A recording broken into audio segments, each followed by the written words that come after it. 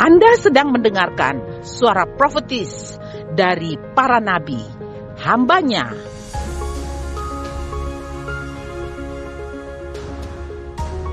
Dengarkanlah dan lakukanlah perintah Tuhan melalui para nabi, maka engkau akan berhasil. Selamat mendengarkan. Salam teman-teman semua. Ya, jadi hari ini sebenarnya minggu lalu saya bawa firman, tapi hari ini baru saya bawa firman. Bisa? Nah, saya akan sharing bagaimana kita menemukan kembali kesadaran dan tujuan hidup. Iya ya. Kita menemukan kembali kesadaran dan tujuan hidup. Ada satu pertanyaan buat kita semua. Coba tanya kiri dan kanan dari teman-teman semua. Tanya kepada teman di sebelah dan katakan, apa tujuan hidup Anda? Apa tujuan hidupmu?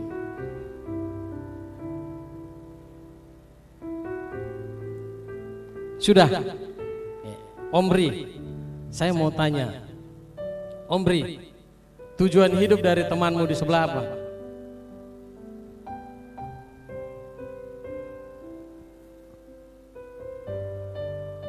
Apa Om Ri?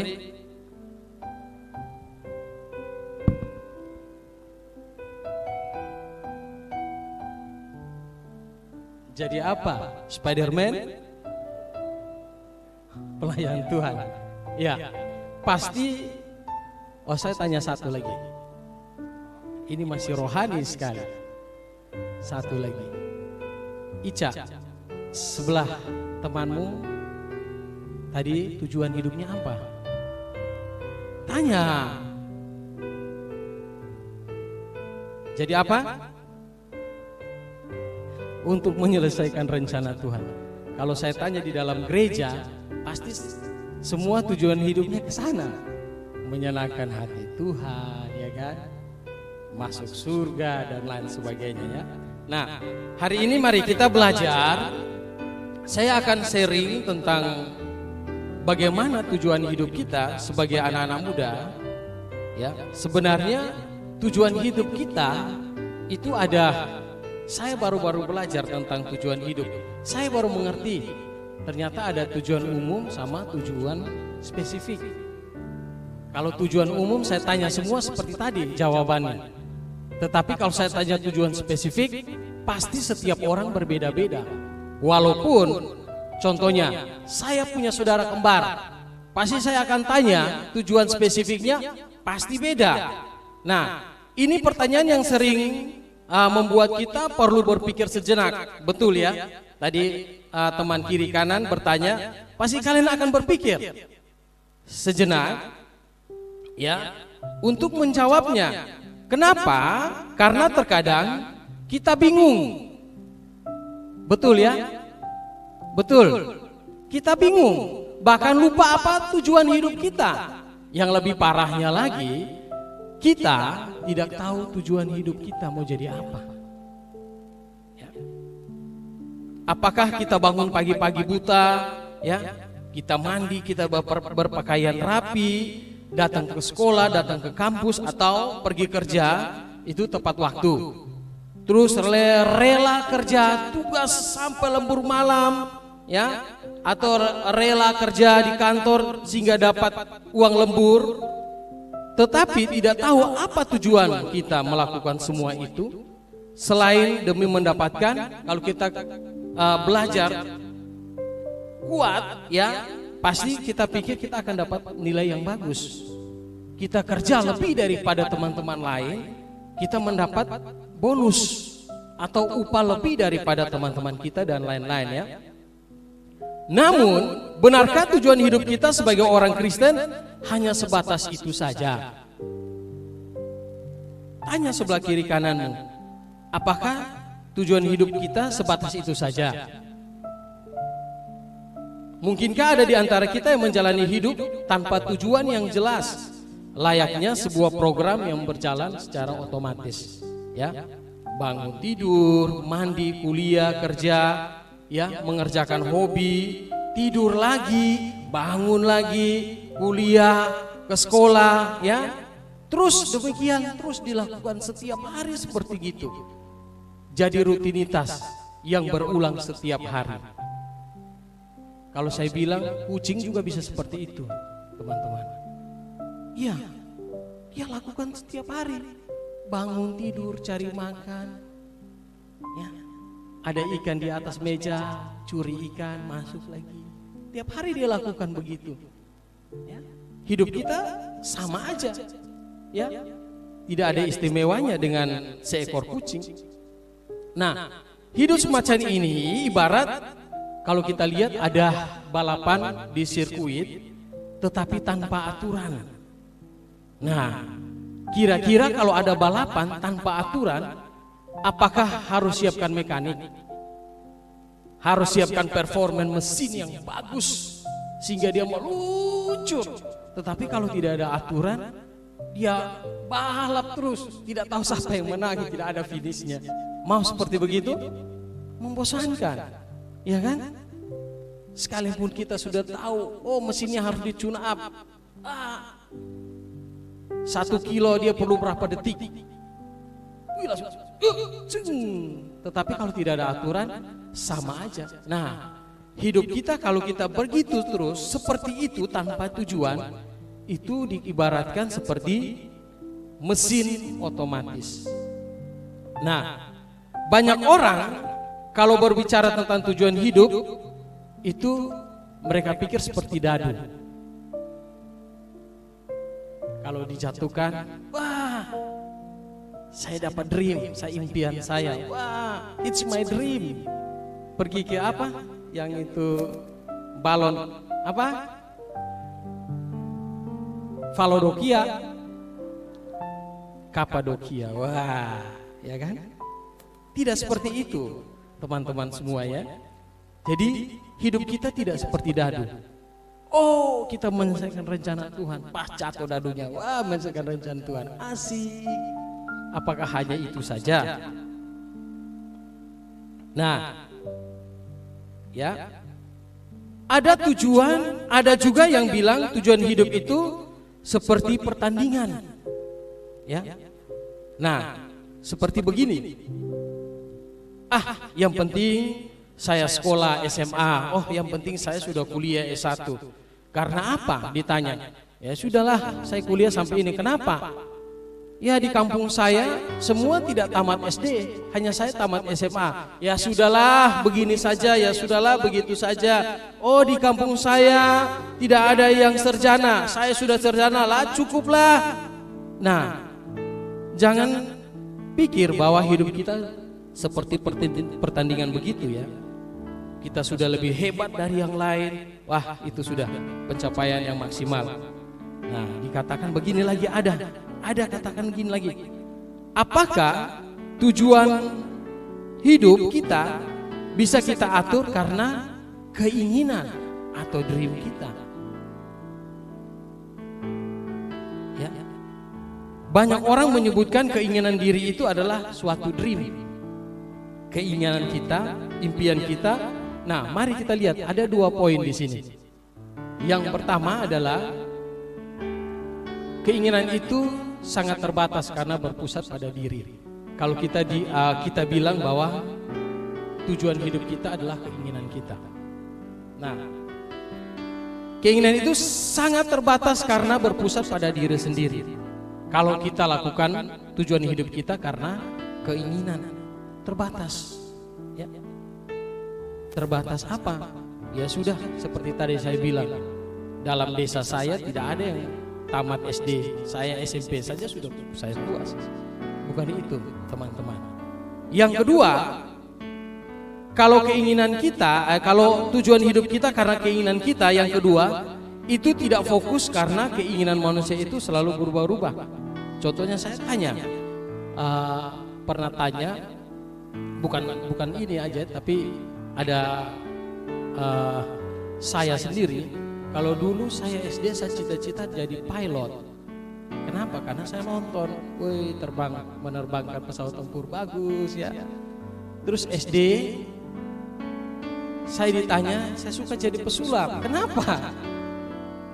Karena saya nonton itu pesulap, wih hebat betul ya. Dia tarik uang dari kantong plastik, dia tarik, wih uang keluar terus, uang keluar.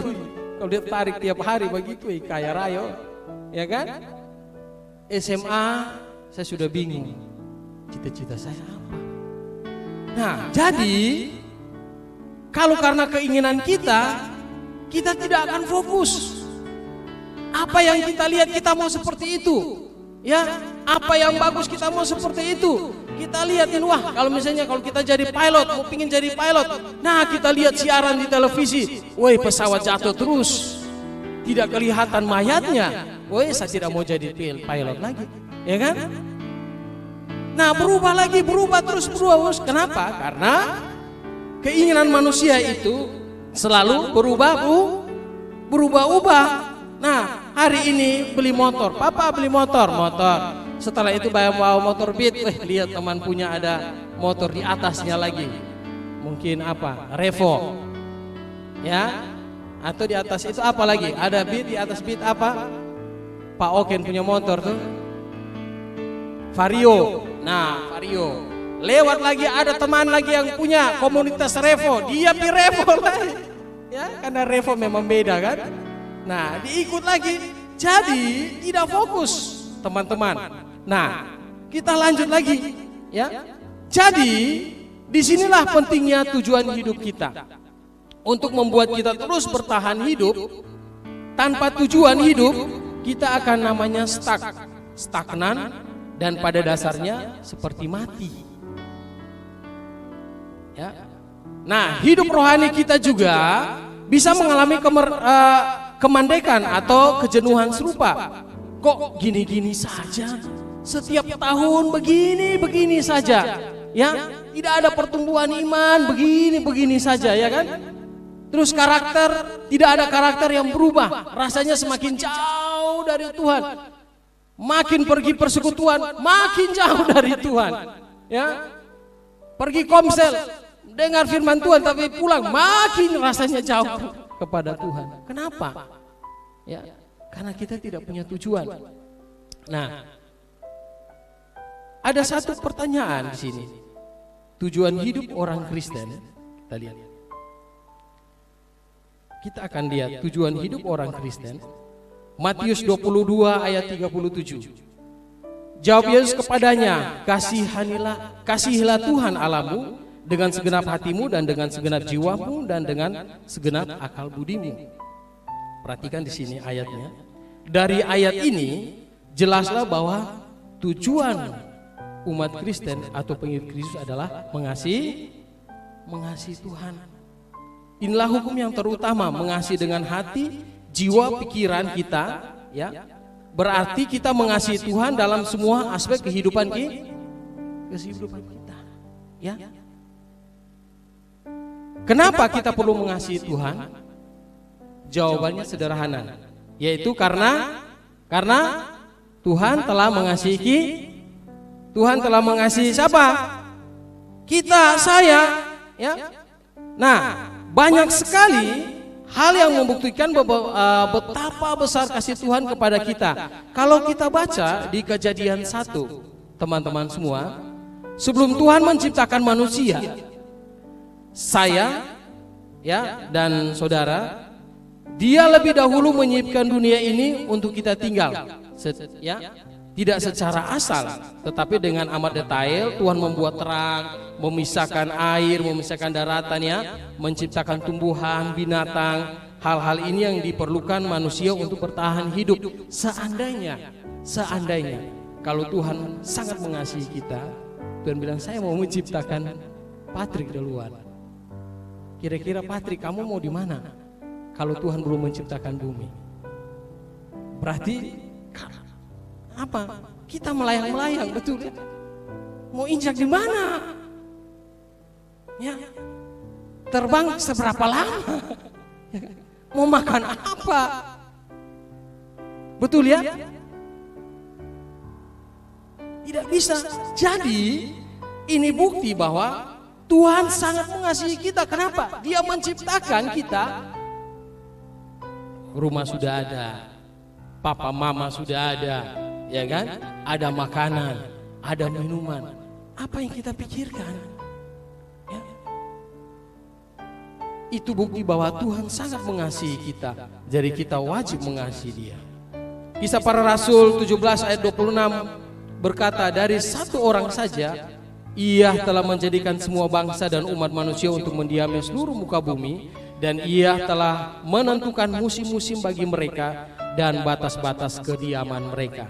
Nah, Tuhan mengatur sedemikian rupa hidup kita, bukan menciptakan kita dengan metode undian tadi, metode dadu. Ya sudah, kalau kamu jatuh, kamu jadi ini, itu sudah. Untung baik kamu jadi apa? Jadi pendeta. Ya, atau kamu jadi ini. Tuhan tidak ciptakan kita sesuka hati Tuhan itu, tetapi Tuhan ciptakan kita sesuai dengan rencana Tuhan. Ya, gambaran Tuhan. Dia Allah memiliki tujuan serta ahli dalam perencanaan hidup kita. Dia mempunyai rencana kepada Anda, misalnya lahir di Indonesia, ya, lahir di Kupang, suku bangsa apa, Timor, Sabu, Rote, Flores, Alor, dan lain sebagainya. Barangkali jika kita meluangkan waktu untuk merenungkan atau kita mencatat wujud kasih Tuhan, kayaknya tidak bisa mampu untuk menahan, untuk menulis kebaikan Tuhan, ya. Nah, setelah paham kenapa kita mengasihi Tuhan, mari kita lanjutkan. Pertanyaan ada satu lagi. Bagaimana cara kita mengasihi Tuhan? Untuk dapat mengasihi, kita perlu mengenal secara pribadi. Contohnya, saya mau mengasihi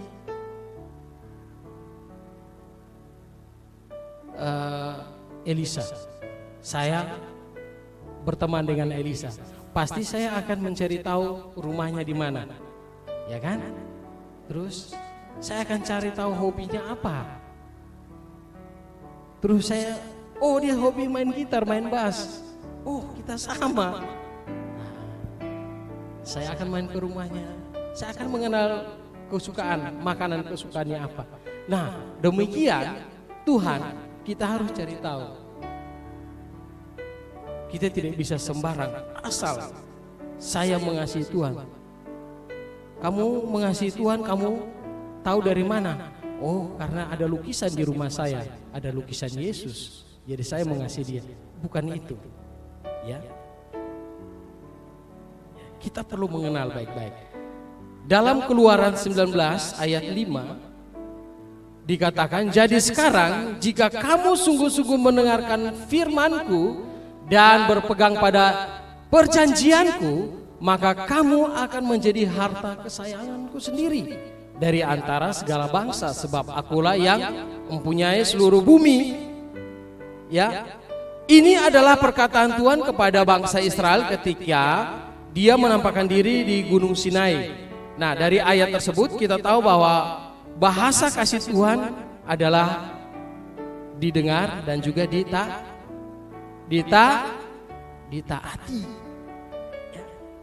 Dia sangat suka ketika kita mendengar, membaca firman-Nya dan melaksanakannya, berpegang pada firman itu.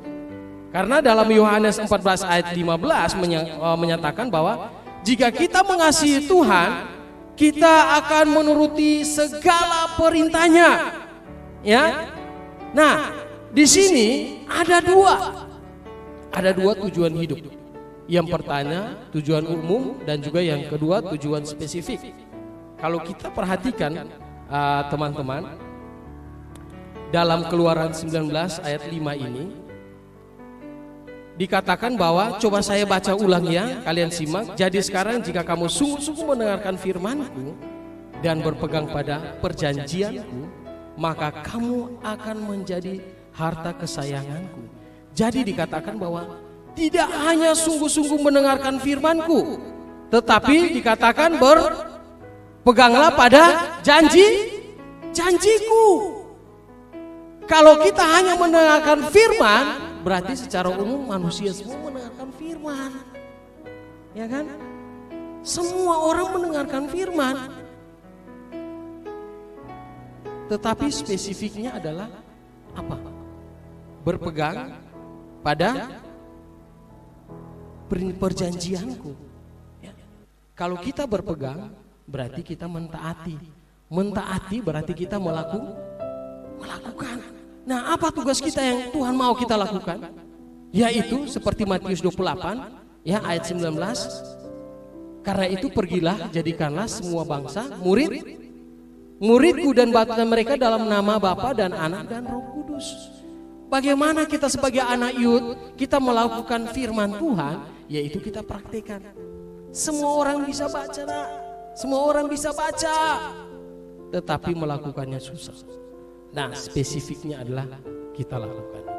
Tujuan umum kita bisa aja baca firman, dengar di radio, ya kan? Sambil bawa motor, pasang headset. Sebenarnya kalau bawa motor tidak boleh pasang headset. Kenapa? Karena orang klakson, kalau lari kencang orang klakson, kau putar musik keras-keras atau khotbah, sepertinya rohani sekali, tetapi keselamatanmu tidak dijaga. Itu salah lagi, ya kan? Ya. Jadi spesifiknya adalah kita melakukan kebenaran firman Tuhan. Hidup kita harus memberi makna. Teman-teman kita banyak di luar yang belum mengenal Yesus. Mereka mengalami masalah. Apakah engkau sudah diselamatkan? Engkau tiap hari renungkan firman Tuhan, engkau jalan enjoy saja? Engkau jalan santai saja? Apakah hidup saya sudah bermakna? Tidak. Hidup yang bermakna adalah dia bisa mengajak temannya untuk mengenal Yesus dengan sungguh-sungguh. Itu perintah. Ya, itu tujuan hidup kita sebenarnya. Tujuan hidup kita bukan masuk surga. Tidak sebatas itu, benar, tapi tidak sebatas itu. Ya, tidak sebatas itu.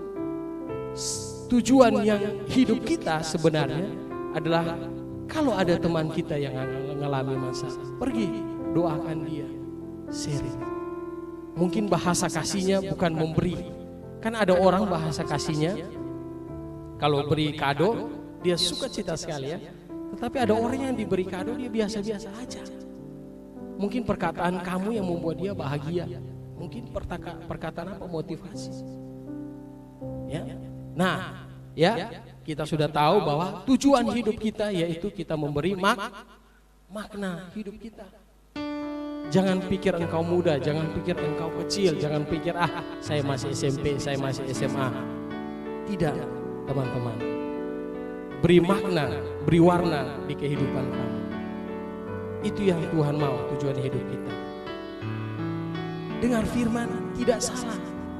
Ya. Tetapi mari, zaman sekarang banyak orang, banyak teman-teman kita yang mau dirangkul. Bawa mereka datang rame-rame. Kita renungkan firman Tuhan, rame-rame kita kenal Yesus, ya. Jadi dalam terakhir khotbahnya saya ini adalah mari kita beri makna. Kalau hidup kita hanya sekedar duduk diam tenang, ya, dengar firman Tuhan, tidak tenang lagi, untuk diri saya saja. Karena kenapa? Kalau kita fokus diri kita, itu bukan tujuan hidup kita.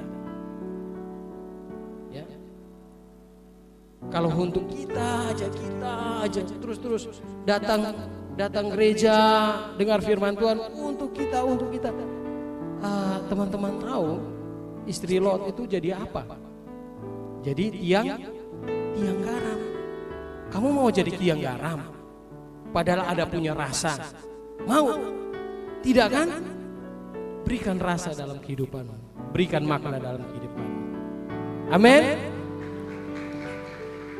Ya, jadi memang kalau kita katakan mudah, tetapi inilah perjuangan kita. Ya, berikanlah kehidupan kita seutuhnya. Jangan fokus dalam kehidupan kita, tapi masih banyak teman-teman kita yang memerlukan hidup kita, memerlukan tujuan. Kalau kita sudah dapatkan, siang hari ini teman-teman sudah dapatkan tujuan hidup kita, spesifiknya adalah memberi makna. Mari kita tularkan kepada sahabat-sahabat kita di kampus kita, ya, di sekolah kita. Katakan aja sesuatu bagi dia. Mungkin dia di rumah kena marah terus dari orang tuanya, dia perlu pertolongan. Ya, sekalipun dia mencuri, suka mencuri. Kalau dia lihat barang orang tidak tenang hatinya, padahal dia punya barang, ya kan? Dia punya uang. Tapi kalau dia lihat, wow, ini cuma ada orang yang lihat, ini tapi ambil sah. Karena apa? Keinginannya kuat. Dia mengalami masalah gitu. Kamu beritakan firman, beri dia kesadaran bahwa itu tidak benar, ya kan? Beri makna dalam kehidupannya, itu tidak benar. Ya. Saat dia bertobat, pasti dia bersaksi, saya pun teman itu dia buat saya bertobat. Siapa dapat mahkota? Kita yang dapat mahkota, amin. Ya, karena itu akhir dari khotbah ini bahwa mari, kalau kita belum semua melakukan ini, mari kita ramai-ramai bertobat. Ya, kita lakukan sungguh-sungguh kehidupan kita sehingga hidup kita penuh makna. Amin. Oke, mari saya ajak kita bangkit berdiri.